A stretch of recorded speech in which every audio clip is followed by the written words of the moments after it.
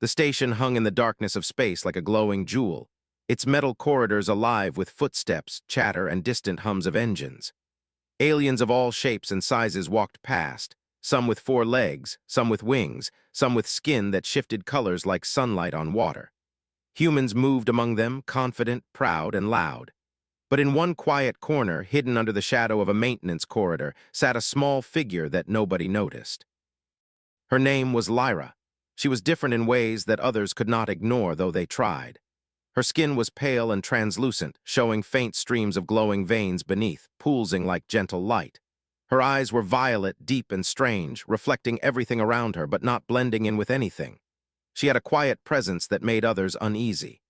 Children whispered when she passed, adults glanced away quickly, and even the station workers who tolerated each other's oddities avoided her. Lyra sat cross-legged on a cold metal bench, her thin shoulders hunched, fingers wrapped tightly around a small, worn notebook. In it she drew strange sketches of alien landscapes, forests with trees that glimmered like crystal, rivers that sang in colors instead of sound, creatures that twisted and shimmered as they moved. These drawings were her escape, her one friend. Yet even here in the solitude she chose, the loneliness pressed on her chest like a weight. She tried to join groups, to speak, to offer help when she saw something broken.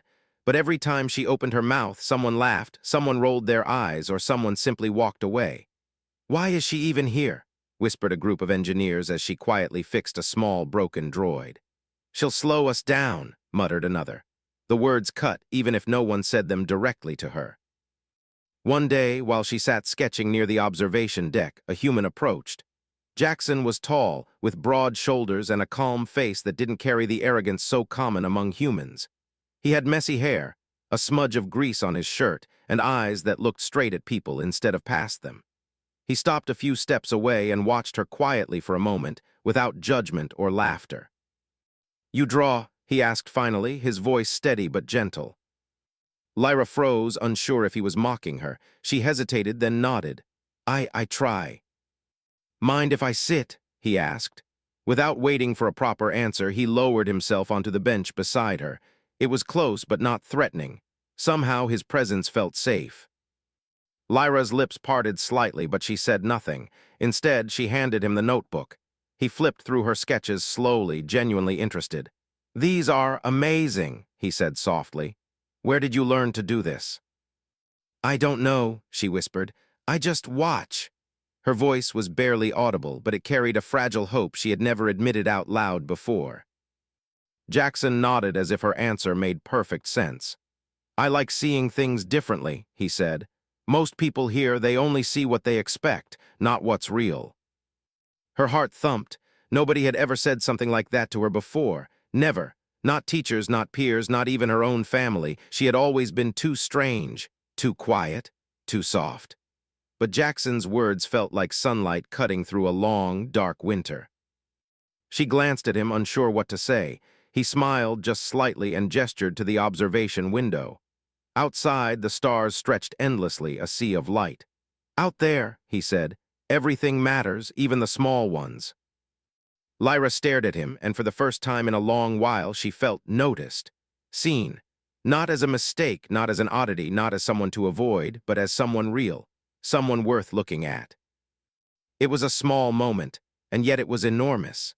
In the station full of strangers, in a world that had never wanted her, someone finally reached out, not with mockery, not with fear, but with understanding. And in that moment, something inside Lyra shifted. Perhaps she thought quietly maybe the world wasn't entirely against her. Days passed, and Jackson kept his promise without even saying it aloud.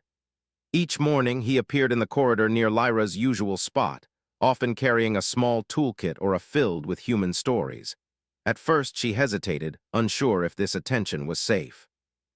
But slowly, as he shared stories of Earth, the smell of rain on soil, the crash of ocean waves, the endless blue sky, Lyra began to respond. Her voice, quiet at first, started blending with his. "You ever see Earth?" she asked one morning, tilting her head so that the soft violet of her eyes caught the fluorescent light. Jackson shook his head with a small smile. "No, not yet, but I want to, one day." Lyra studied him closely, noticing the way he said it with certainty, not arrogance. "It must be big," she whispered, almost to herself.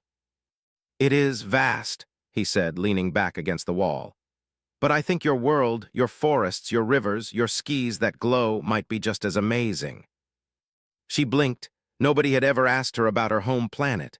Nobody had cared. Her throat tightened.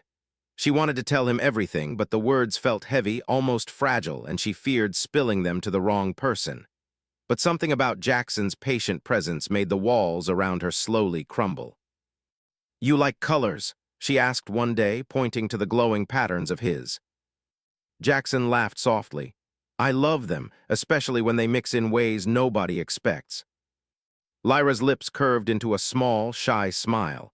That day she handed him one of her sketches, a forest of luminous trees with rivers that pulsed like veins of light. Jackson studied it, his eyes widening slightly.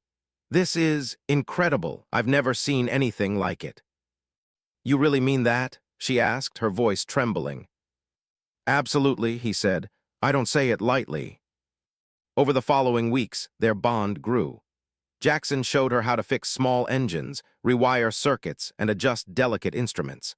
Lyra, in turn, shared her intuition for patterns and structures, her knowledge of alien ecosystems and energy flows astonishing even the most experienced engineers. Together, they discovered a rhythm, a harmony neither had expected. But not everyone was pleased. Whispered criticisms followed them through the corridors. Why waste time on her? Some humans muttered. She'll slow him down, others said. Alien coworkers frowned, shaking their heads at her strange habits and quiet mannerisms. Lyra heard snippets of conversations, and some days the weight of judgment pressed down on her chest like a stone. Yet Jackson never faltered. When a group of engineers sneered at one of her designs, he stepped forward, voice firm. She knows what she's doing. You don't understand it. Yet. His confidence bolstered her. For the first time, Lyra believed that maybe her differences weren't weaknesses. Maybe they were something valuable. One night, as the station's artificial lights dimmed to simulate evening, Jackson and Lyra sat near the observation deck. She watched the stars flicker like scattered diamonds, feeling a rare peace. You see all those stars? Jackson asked. There are billions of worlds out there, some full of danger, some full of wonder, but each one has something unique, something worth noticing. Lyra turned to him, her eyes reflecting starlight. Do you really notice me like that? Jackson smiled, a small, warm curve of his lips. I notice everyone's worth. You're no different, maybe even more special because you've learned to survive when no one believed in you. Tears pricked at her eyes. She looked down, ashamed for feeling so fragile yet grateful. For the first time, she understood what trust felt like, what it meant to be seen, truly seen, without judgment. And in that quiet moment, a seed of hope took root inside her, a fragile, shining seed. Maybe, just maybe, she didn't have to be the girl nobody wanted anymore. Maybe she could be more.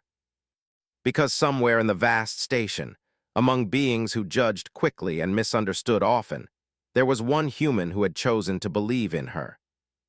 And that choice mattered more than anything. The station buzzed with excitement the morning the announcement came. A competition was declared, one that drew engineers, inventors, and thinkers from every corner of the galaxy. The engineering contest promised a reward of rare resources, advanced tools, and recognition across the sector. Teams formed quickly, each one boasting top talent, flashy designs, and experience. Lyra watched from a distance, clutching her notebook, her heart sinking. She knew what this meant. She would be ignored again. The organizers barely even glanced in her direction, and the teams forming near the announcement boards whispered about the odd alien girl with dismissive smirks. No one asked if she wanted to join. No one wanted her. Jackson appeared beside her, his face calm but determined. We're entering, he said. You're coming with me. Lyra blinked, uncertain. But they won't let us, she murmured. I'm not good enough, I'll just slow you down. Jackson shook his head firmly. I don't care what they think, I know what you can do, that's enough for me. The words hit her like a sudden wind, clearing away a layer of doubt she had carried for years. She wanted to refuse, afraid of ridicule, afraid of failure, but something inside her stirred. Perhaps this was the moment she had been waiting for, the chance to be more than an outcast. She nodded slowly. Okay, I'll try. They worked together to form a plan. Jackson handled the structural designs, drawing on human logic and mechanical knowledge. Lyra contributed patterns, energy flows, and unconventional solutions inspired by her alien perspective. Their ideas clashed at first, sparks flying both literally and figuratively, but gradually they found harmony. Each challenge they faced became a small victory, every failure a lesson they absorbed together. Other teams noticed them. Some laughed openly, whispering that Jackson had lost his mind. "Who puts a girl like her on a team?" they scoffed. Some aliens shook their heads, muttering that her alien ways would ruin everything. Lyra's heart raced with anxiety, but Jackson stayed beside her, patient and steady, silently telling her she could handle it. Days passed in a blur of schematics, prototypes, and trial runs. Lyra discovered new strengths within herself. She could sense patterns in unstable energy fields that no one else could see. She could predict how circuits would react under strain. Her alien intuition became the secret weapon of their team, though no one else believed it. One night, exhaustion pressed against them like the heavy air in a sealed chamber. Lyra's hands trembled as she connected a delicate circuit. "Maybe we should just quit," she whispered, fear tightening her chest. "They'll never accept us. We'll fail." Jackson looked at her, eyes steady and firm. "Listen to me," he said softly. "They don't get to decide your worth, not their rules, not their opinions, not their fear. We'll finish this and we'll show them together." His words were simple, but they ignited a fire inside her. For the first time, she realized that courage didn't mean being fearless. It meant moving forward even when fear was everywhere. By the next morning, they had built a prototype unlike anything else in the station. It hummed with energy, delicate and precise, a mixture of human engineering and Lyra's alien ingenuity. The other teams glanced at it skeptically, whispering, doubt lining their voices. But Jackson just smiled, giving her a small nod. "Ready?" he asked. Lyra swallowed, hands shaking but heart steady. "Ready," she said. They had no idea what would happen next. The station was crowded, observers everywhere, some curious, some skeptical, some openly hostile. But in that moment, the noise and judgment faded. There was only her and Jackson, a team forged from trust, courage, and the belief that even the unwanted could shine. And for the first time, Lyra didn't feel like the girl nobody wanted. She felt like someone who might just change the game. The station had never seemed so alive or so hostile. Every corner buzzed with excitement, anticipation, and a subtle tension that made Lyra's pulse race. Their prototype, the delicate fusion of human logic and alien intuition, had already drawn curious glances from other teams. Some watched with awe, others with envy and suspicion. Lyra tried to focus, tracing the soft blue lines of energy flowing through the circuits, but a growing unease prickled at her skin. Then disaster struck.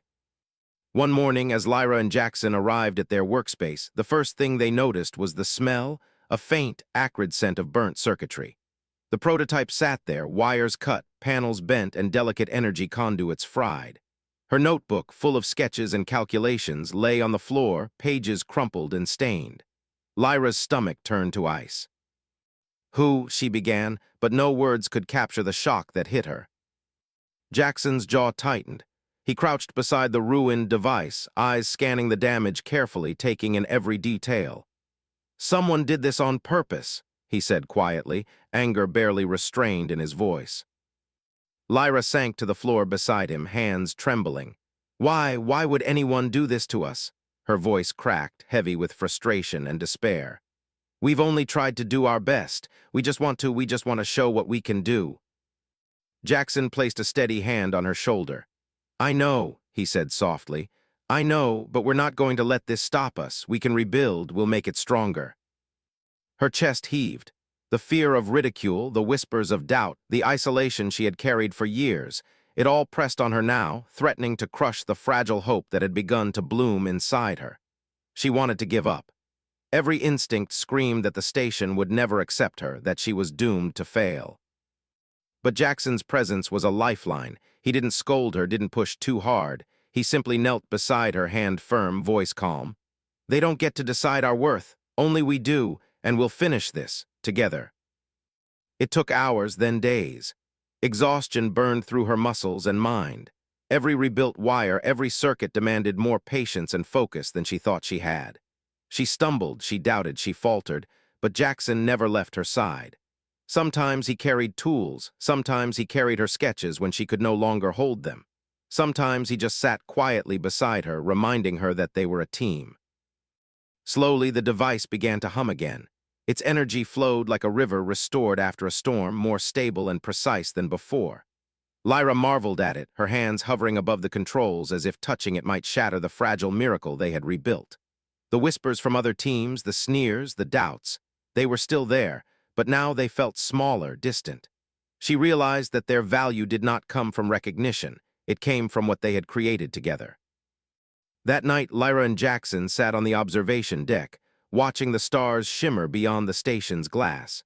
She held her notebook close, flipping through pages she had thought lost forever. "Do you think we can really win?" she asked, voice trembling with both hope and lingering fear. Jackson shook his head slowly, a small smile playing on his lips. "Winning isn't about proving them right or wrong. It's about proving ourselves, and we already have." Tears slipped down Lyra's cheeks, not from sadness this time, but from relief and awe. She realized something profound. The world might be cruel, unkind, or unfair, but it could not undo what she and Jackson had built together. Not their bond, not their courage, not their brilliance. For the first time, she felt an unshakable truth settle in her heart.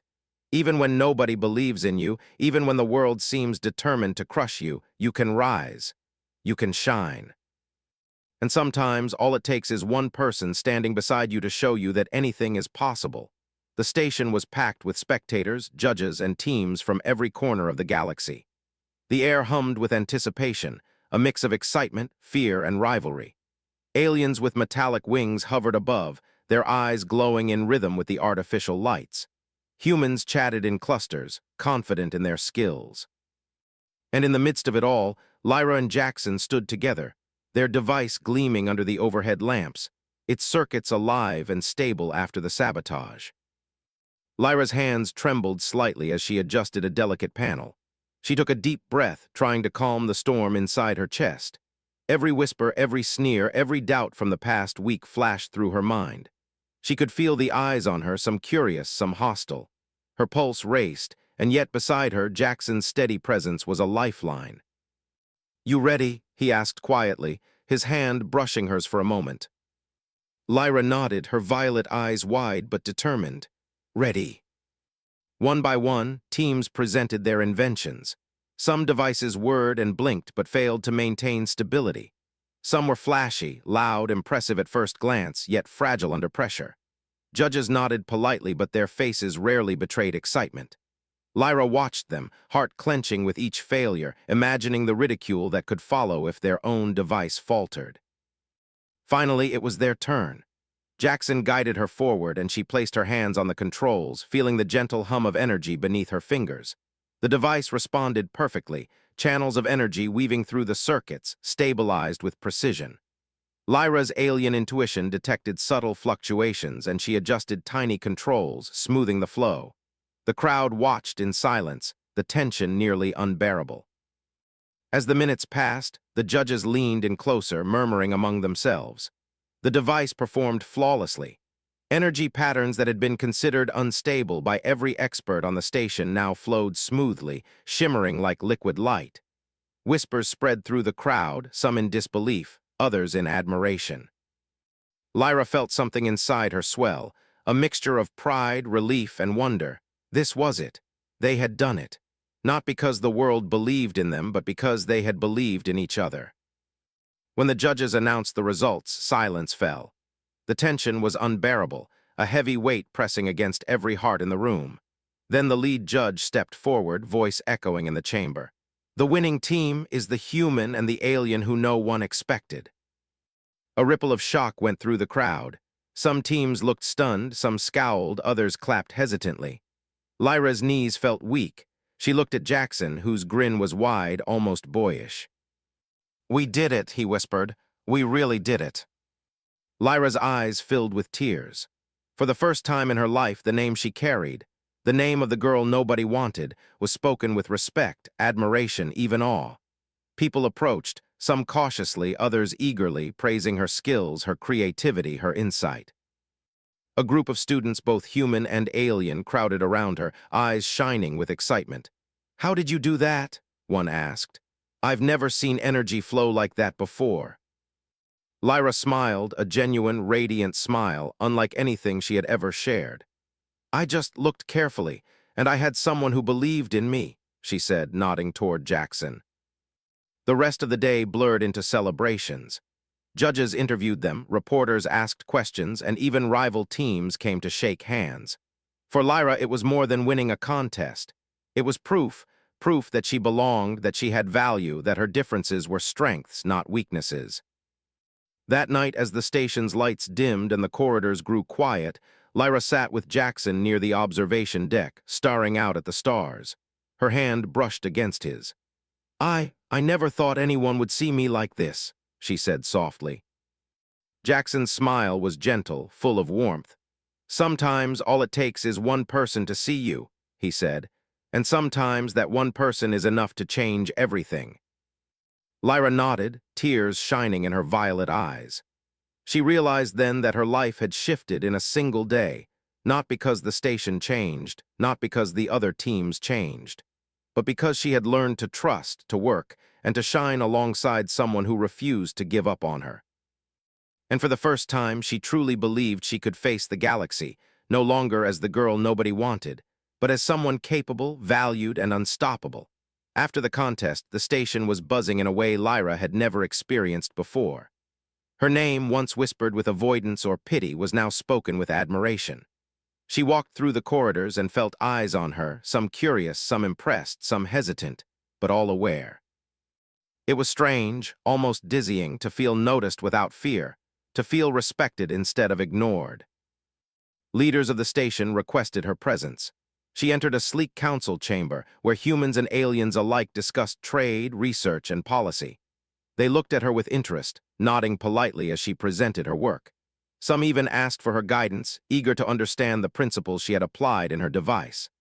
Lyra listened carefully, her hands folded calmly in front of her, heart racing but grounded. "Your talent is rare," one elder said, his voice echoing in the chamber. "Not only did you solve a problem considered impossible, but you did so in a way that combined human ingenuity with alien intuition. We want you to share your knowledge. You will have a position here in the council." Lyra froze, the council, the station's leaders. This was beyond her imagination. But Jackson stood quietly at her side, his eyes warm and encouraging. She turned to him, unsure if she could accept such responsibility. "You deserve this," he said softly. "Not because they finally see it, but because you earned it. You always have." Tears welled in her violet eyes, and she blinked rapidly, overwhelmed. I never thought anyone would care enough to see me like this," she admitted. Her voice was soft, almost trembling. Jackson placed a hand gently on her shoulder. "I saw it," he said simply, "and that's all that matters. The rest is just recognition catching up." For the first time, Lyra realized something important. Her value was not defined by others, fear, or ignorance. Her worth had always been real. It simply needed someone to notice it. And Jackson had done just that. The next days were a whirlwind. Lyra was introduced to colleagues from other planets, invited to conferences, and asked to mentor younger engineers who had never interacted with someone of her abilities. Some of the younger students were shy, hesitant, wary of her alien features, but she approached them with gentle guidance, showing patience that came from a lifetime of isolation. Slowly, trust grew. At night, she would return to the observation deck, gazing at the stars. The lights of the station reflected in her eyes, a kaleidoscope of color and hope. She thought of the girl who had once sat alone in the shadows, hiding from the world. That girl was still there in a way, but she was no longer alone, no longer afraid. One evening, as she and Jackson sat together watching the artificial sunset created by the station's dome, Lyra spoke quietly. "I never thought I'd have friends. I never thought anyone would believe in me. But now," her voice faltered, yet she smiled. "Now it feels possible." Jackson looked at her, pride and warmth in his expression. "It's more than possible," he said. "It's real. You made it real, Lyra, not because I stood by you, but because you stood by yourself too." The realization washed over her, a wave of light that made her chest feel wide and open. She understood at last that courage wasn't always loud. Sometimes it was quiet, steady, persistent. And sometimes it was shared between two people, two beings who refused to let fear dictate their future. Lyra's life had shifted completely. She was no longer the girl nobody wanted, the outcast ignored by everyone.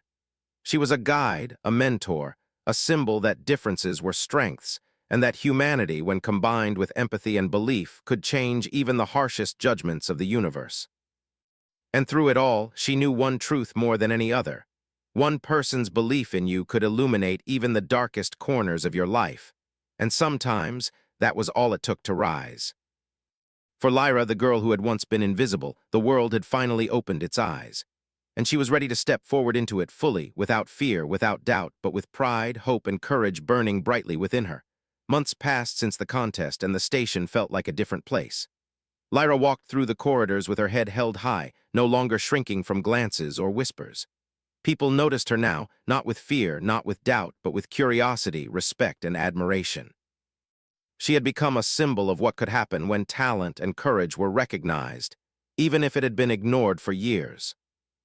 Her role in the council grew steadily. She advised on projects that combined alien technology and human innovation, and young engineers sought her guidance. Some were wary at first, unfamiliar with her quiet strength and unique insights.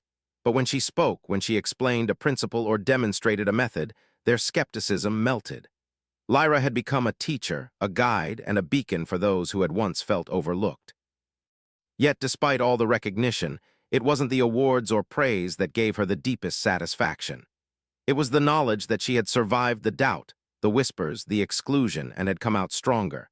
And through it all, Jackson remained beside her, steady as ever, sharing quiet smiles, supportive words, and the unwavering belief that she could do anything. One evening, as artificial twilight bathed the station in gold and violet light, Lyra walked to the observation deck. The stars stretched endlessly beyond the glass, glittering like countless possibilities.